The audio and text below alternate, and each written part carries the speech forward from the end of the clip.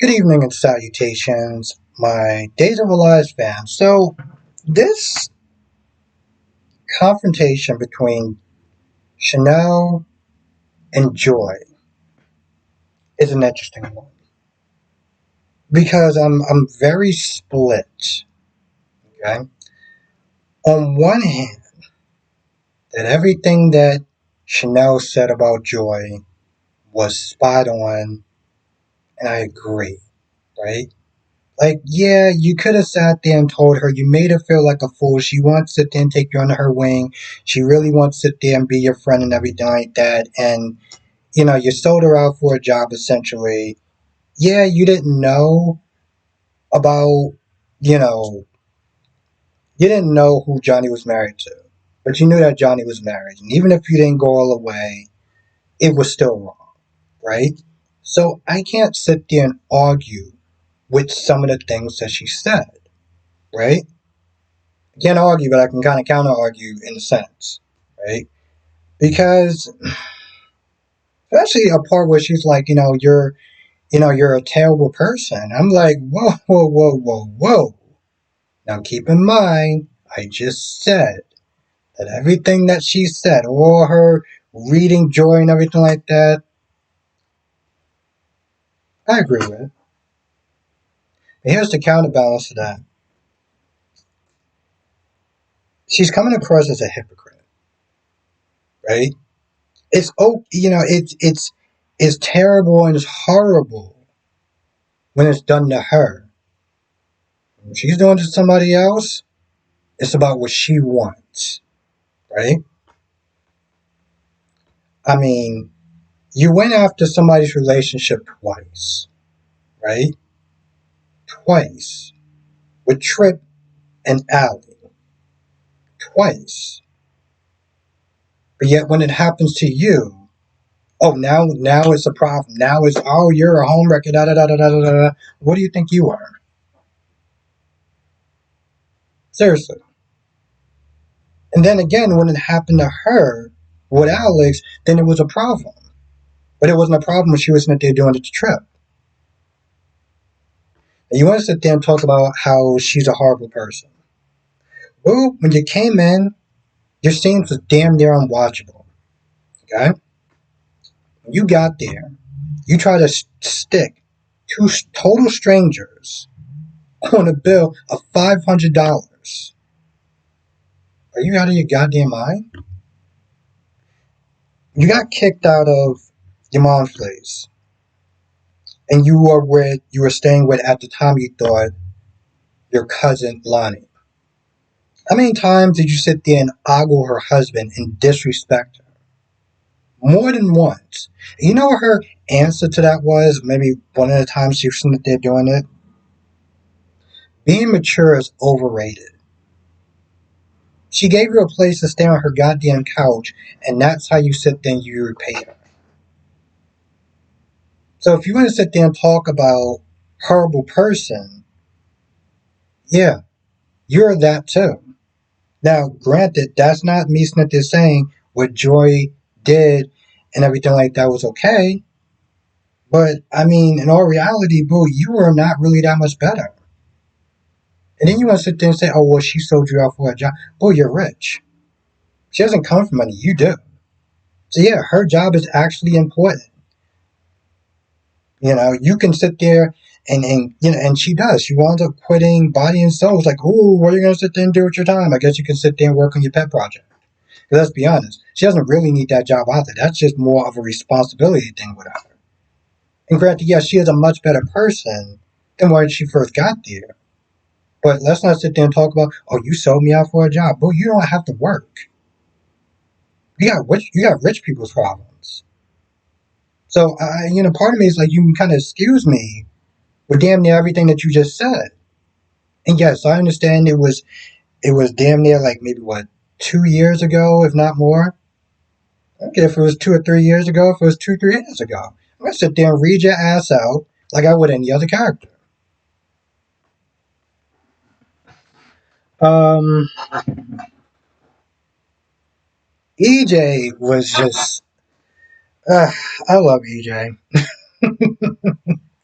EJ was just hilarious. Now, at first, he was sitting there talking to Bell, and Bell was like, "Hey, listen."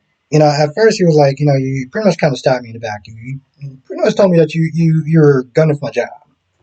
But then he did kind of ease up on her, and he was like, "Yo, listen, my issue is more with Paulina and Jada and those women for conspiring against me." And Belle was like, "Just relax, okay? Like, don't go down this road of revenge because you know exactly what that usually leads you to, which is nowhere or shot or in jail or whatever." Um, Now he does go down there, and he is talking to Rafe. Now Rafe apparently drops. I mean, apparently the phone dropped, and Rafe is trying to get it. And at some point, he does manage to open up to actually answer the phone because Jada's calling. But he has to gag over it. So all he's not doing is like mumbling. EJ got there. EJ just hangs up the phone, and he's like, listen, there's no point in you yelling because it's just like soundproof. So when he does take off the gag, Rafe is like, well, if that was the case, then why'd you gag me for? Uh, Psychological purposes. Yeah, mind games. Mm-hmm. Yeah, EJ. Okay, that that makes sense to no one, but sure. Um, Now Rafe does try to convince him, hey, listen, Arnold's your problem, Arnold's my problem. Let's find a way to get rid of him. I'll make sure Jada don't say anything. You have my word. My word actually means something unlike yours. And AJ's like, yeah, no. But you look kind of hungry. So, he starts doing a whole airplane noise. And I'm just like, I love AJ. He's just that character that just cracks me up. Now, of course, Jada is worried. And Javi comes over, and Javi's like, hey, listen, I'm planning your wedding. You're busy. He's busy. I got you. Now, he does sit there and start talking about Leo a little bit and how he's all like, oh, I'm mad that Leo, accused me of something I didn't do. And I meant, is his name Carrie or Terry now? Because I thought it was Carrie. But today I could have swore he sat there and said Terry. Maybe that was a typo. Let me know in the comment section. That's what I thought I heard.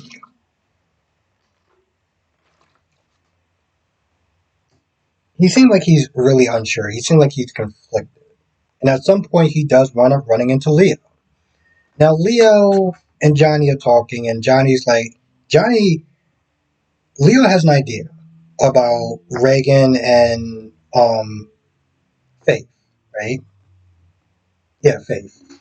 But Johnny's like, that's not going to work. And he tells him why. So now Leo's like, oh, yeah, that's bad. But he does have some in common, though, because he also accused Javi of something that he didn't do. So they're both kind of in that weird kind of conundrum, so they can both kind of understand where they're coming from. Um, Now, after Chanel finished talking to Joy and saying she's a terrible person, I was like, yeah, bro, you and your mom weren't really that much great people. Yeah, I still remember Price Town. So, um, she comes up in Johnny's. She comes and she sees Johnny, and she's like, yeah, I quit. I quit the job. Ooh, okay. Let your mama buy your ass out the damn contract.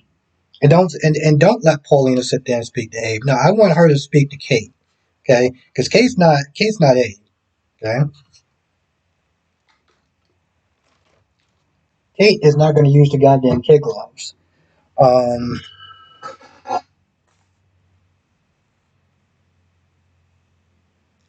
yeah. So let her mama buy her out that damn contract at that point. Sean comes over.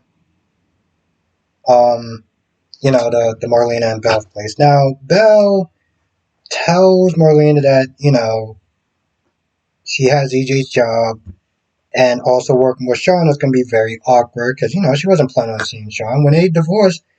And they filed the papers and they signed it. It was like, okay, bon voyage. We're just like, oh, we're going to be working together. That's going to be awkward. And speaking of awkward, he just happens to be at the door. Now he came to the door to sit and give Bell some cases that EJ chose not to prosecute because I don't know. He was just lazy. He didn't feel like doing it. Who knows? And then he goes to the office. Now, Jada just feels that there's something wrong. Even though, she heard from Rafe that he was on the Black Dot mission and don't know when he's going to return. There's a point where she tells Sean, like, yo, listen, I don't know if I've been talking to Rafe the whole time. Now, is kind of a weird jump how she gets there. Maybe, why would she get there? Why would she suspect there's something off? I want you to think about this for a minute. She doesn't know about Arnold. She doesn't know about Rafe's so-called twin or anything like that. She doesn't know about the history in the sense of what's it that say, Port Charles, Salem. So what is making her jump to the conclusion that she may not even, because she got a text from EJ with Ray's phone. But she's like, I don't know if I've been talking to Rafe the whole time. I'm like, well, what got you to that conclusion? I don't know. Maybe they want to sit there and try to speed up the story a little bit. Who the hell knows?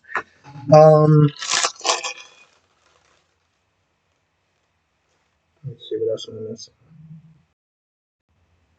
I feel like that's about it. I can't think of anything else, but if I missed anything, write in the comment section below. I'm not going to be doing the live stream tonight, but I will be back tomorrow. Usual 8 p.m. Eastern, 5 p.m. Pacific time. And of course, we'll sit there and talk about all the shows then, including Days of Our Lives. Now that's going to be this episode and tomorrow's episode. Yeah, I'll see you in the next video.